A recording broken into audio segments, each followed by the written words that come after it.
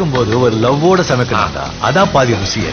வெங்காயம் நறுக்கும்போது கூட ரசிச்சு நறுக்கணும், லவ்வோட. வணக்கம் அண்ட் வெல்கம் டு இன்லாஸ் சமையல். இன்னைக்கு நம்ம பார்க்க போற டிஷ் பருப்பு குழம்பு. ஆல்ரெடி நம்ம சேனல்ல பருப்பு வெள்ளைக்கறி எப்படி செய்யறதுன்னு ஒரு வீடியோ போட்டிருந்தோம். அதையும் செக் பண்ணுங்க. இந்த வீடியோ கண்டிப்பா ட்ரை பண்ணி பாருங்க. இதுக்கு என்னென்ன தேவை, எப்படி செய்யலாம்னு பார்க்கலாம் வாங்க. வணக்கங்க. இப்போ இந்த பருப்பு குழம்பு செய்கிறதுக்கு நான் வந்து ஒரு 2 டம்ளர் பருப்பு நல்லா கழுவி வேக வச்சு எடுத்து வச்சுருக்கிறேன். அதில் வந்து பூண்டு பல், ஒரு 10 பூண்டு பல், 2 பச்சை மிளகா, கொஞ்சம் பெருங்காயத்தூள் போட்டு வேக வச்சு எடுத்து வச்சுருக்கிறேன். அதில் வந்து நான் உருளைக்கிழங்கு சேர்க்க போகிறேன். உருளைக்கிழங்கு பருப்பு போட்டு குழம்பு வச்சா நல்லாயிருக்கும். உருளைக்கிழங்கையும் வேக வச்சு இப்படி கட் பண்ணி வச்சுருக்கிறேன். 2 தக்காளி நீல வாக்கில் கட் பண்ணி வச்சுருக்கேன். தாளிக்கிறதுக்கு கொஞ்சம் வெங்காயம், காஞ்ச மிளகா, கருவேப்பிலை. நம்ம வந்து இதில் வந்து புளி கரைச்சல் கொஞ்சம் சேர்த்துக்கிறணும். புளி கரைச்சல் ஒரு எலுமிச்சம்பழம் சேர்த்து, இது வந்து தேங்காய் தலைப்பால், இது தண்ணி பால். இப்போ இந்த குழம்பு எப்படி ரெடி பண்ணுறதுன்னு பார்க்கலாம் வாங்க. இப்போ இந்த பருப்பு வந்து நம்ம ஒரு பெரிய பாத்திரத்தில் மாற்றிக்குவோம். இதெல்லாம் வந்து நம்ம தேங்காய் பாலெல்லாம் ஊற்றி மசாலா எல்லாம் இதே போட்டு கரைச்சி தான் நம்ம தாளித்து ஊற்றணும். இந்த மாதிரி ஒரு பாத்திரத்தில் சேர்த்துட்டு நம்ம புளிஞ்சி எடுத்து வச்சுருக்கிற தேங்காய் பாலையும் சேர்த்துக்குவோம். இது வந்து தண்ணி பால் தான். அதையும் சேர்த்துட்டு நல்லா பருப்பெல்லாம் மசிகிற மாதிரி உடச்சி விட்டுக்குவோம்.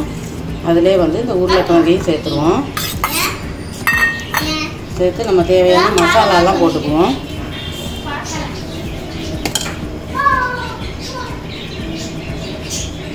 ஒரு ஸ்பூன் மஞ்சள் பொடி,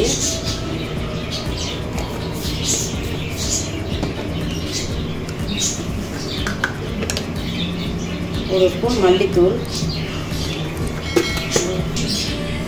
ஒரு 1.5 ஸ்பூன் மிளகாத்தூள். ஏன்னா இது வந்து நம்ம காரமாக செய்ய போகிறதுனால 1.5 ஸ்பூன் மிளகாத்தூள், ஒரு ஸ்பூன் ஜீரகத்தூள் இந்த ஸ்பூனில்,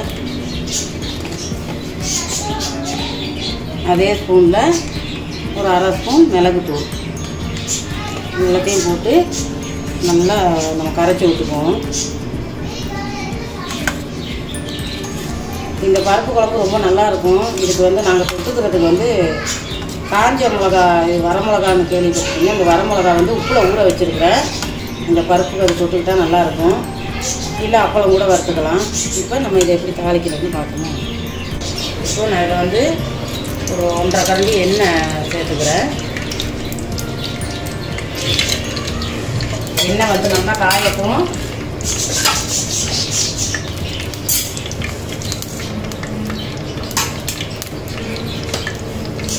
எண்ணெய் நல்லா காய்ஞ்சதும் அது வந்து இன்றைக்கி வந்து பருப்பு குழம்பு வந்து மண் சட்டியில் வைக்கிறேன்.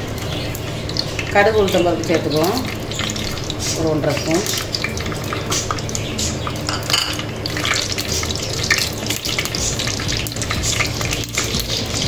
இப்போ இந்த காஞ்ச மிளகா கருவேப்பிலையும் சேர்த்துக்குவோம்.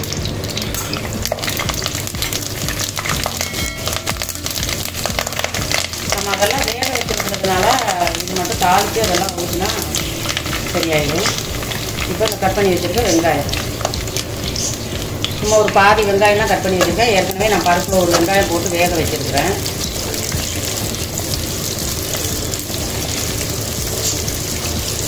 இந்த வெங்காயம் நல்லா பொரிஞ்சிடணும்.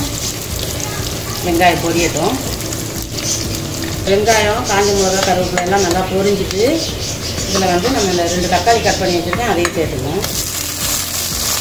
நான் தக்காளி மட்டும் போடலை, அதை எண்ணெயில் வதக்கிடலாம்ன்றதுக்காக நான் பருப்பில் சேர்க்கலை. தக்காளி கொஞ்சம் நல்லா வதங்கி மசிஞ்சிடட்டும். இப்போ பாருங்க, தக்காளி எல்லாம் நல்லா வதங்கிடுச்சு. இது வந்து நான் உப்பு கொஞ்சம் போட்டுக்கிறேன்.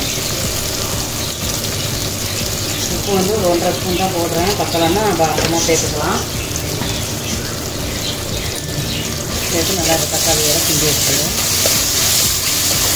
இந்த பருப்பு குழம்பு வச்சுட்டு நீங்கள் ஒரு கோஸ் பொரியலோ இல்லை ஒரு கத்திரிக்காய் அந்த மாதிரி ஏதாவது செஞ்சுக்கலாம். இல்லை வெறும் பருப்பே கூட வச்சு சாப்பிட்றதுக்கு நல்லாயிருக்கும். இப்போது நான் இந்த பருப்பை இதில் சேர்க்குறேன். சேர்த்துட்டு கொஞ்சமாக தண்ணி,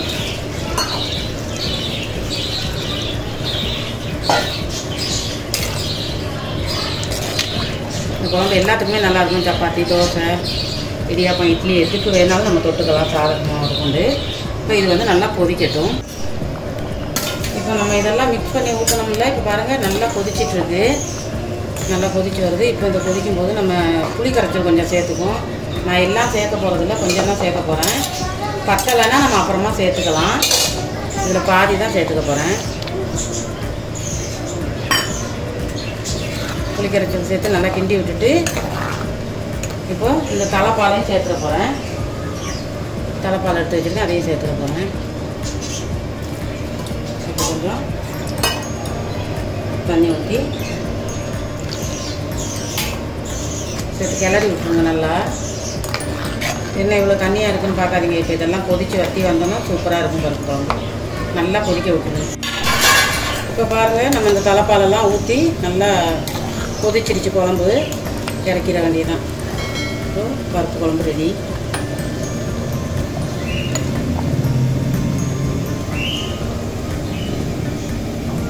இப்படியே இந்த பருப்போடு அள்ளி ஊற்றி சாப்பிட்டா சூப்பராக இருக்கும்.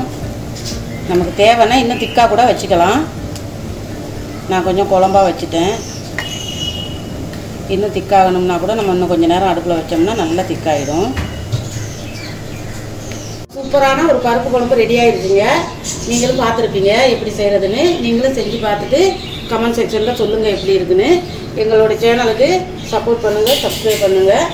இன்னொரு நல்ல ஒரு வீடியோவில் உங்களை சந்திக்கிறோம். ஓகே, பாய். சமைக்கும் போது ஒரு லவ்வோட சமைக்கணும்டா, அதான் பாதி ருசியே. வெங்காயம் நறுக்கும் போது கூட ரசிச்சு நறுக்கணும், லவ்வோட.